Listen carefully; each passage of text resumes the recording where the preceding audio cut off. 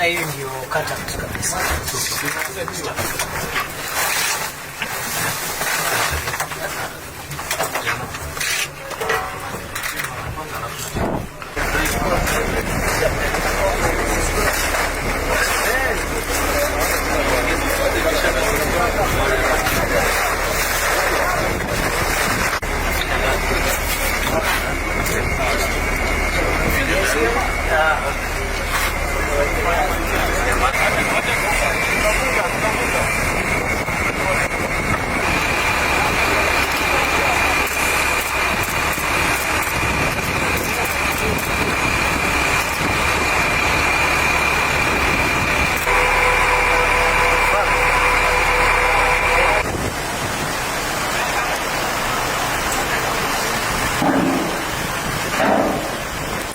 We are going to be uncompromising to all the threats to our homeland. It doesn't matter the source of that threat. And so those boys from wherever who are hurting our people in northern Kenya and have made life unbearable to many residents of northeastern Kenya, those boys who are causing us and our people pain in the Boni Enclave, those organized groups in the name of bandits and cattle rustlers that have hurt our people for a very long time in North Rift and in upper eastern counties of Marsabit and Isiolo. This is it. We have decided this time round we just have to get this right and right once and for all. And this is just an additional step on a very, very ambitious journey that we began last year. We are going to receive more of this equipment, as I have said. There is a schedule of receipts. We've placed enough orders, and we are actually in the short term also going to have a very active and revitalized air asset equipment, and therefore the facilitation of our officers in the front line, in my view, is getting towards completion, if not perfection. We are moving in the right direction. Right now we are at the tail end of completing the assembly of sophisticated air assets in terms of gunship helicopters, which again we will be deploying in the coming few months. The countries who have similar ambitions like our country of becoming a modern, prosperous country, we cannot make progress until the country first is safe. When the country is safe, local investors, foreign investors will feel comfortable to put their money in businesses, enterprises, factories that generate jobs for our people, and we can now talk about economic development and economic growth. This administration intends to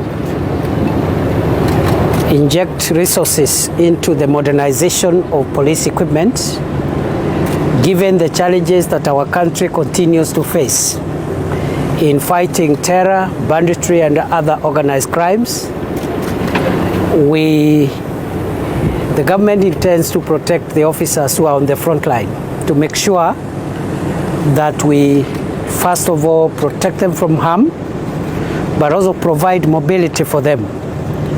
Some of the areas where our frontline officers are working are difficult terrain areas which cannot be accessed using the ordinary vehicle equipment that we have. And therefore last year the government began a 5-year police equipment modernization program, which in total will cost us 37 billion shillings in 5 years. Already, the first 7 billion shillings have been spent, and a few months ago, we were able to commission quite a number of equipments, about 10 APCs, and today we are also receiving another 10 of a higher capacity version of the APCs. We have also received under, in the last 1 year, other forms of equipment other than the motor vehicles, including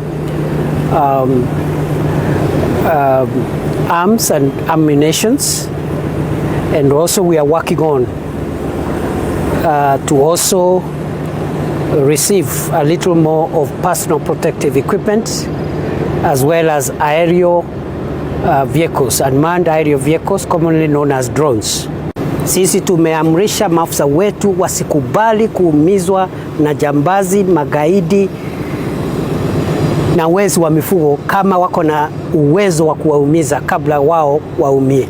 We do not want to lose a single officer simply because they are not sure whether they should use the weapon they have, and in the process they waste precious time and they end up being put down by the enemy. These weapons are not decoration. These weapons are to protect, first of all, to protect you as an officer, a law enforcement officer, but also to protect the people of Kenya from dangerous criminals. As I have said, kama nilivyosema, vile vile tunatarajia hivi karibuni mandege ya kisasa, nao ni mandege pia ambayo hawezi kuangushwa na risasi ama mizinga ya aina yoyote. Na kwa hivyo katika ile sehemu ambao tumekuwa na wezi wa mifugo, sehemu ambao tumekuwa na magaidi wa Al-Shabaab na wanamgambo wengine katika kaskazini mwa Kenya, katika msitu wa Boni, hiyo biashara aidha wafunge, wasipoifunga tutaifunga sisi wenyewe, na tutaifunga aidha kuwapeleka kotini, ama kama watajaribu kuhujumu maisha ya maafisa wetu ama kujaribu kuua wananchi, tutamalizania nao hapo. Na mimi nitasema hiyo ndio ile safari ulisikia amiri jeshi mkuu alisema ya one way, kwenda bila kurudi, na mimi sidhani kama wataenda mbinguni. One, this administration is committed to securing our homeland. We want our country to be free and safe. We want every part of Kenya to feel that they're in a safe country. And the government will spend whatever amount of resources that is required to make sure we secure our homeland.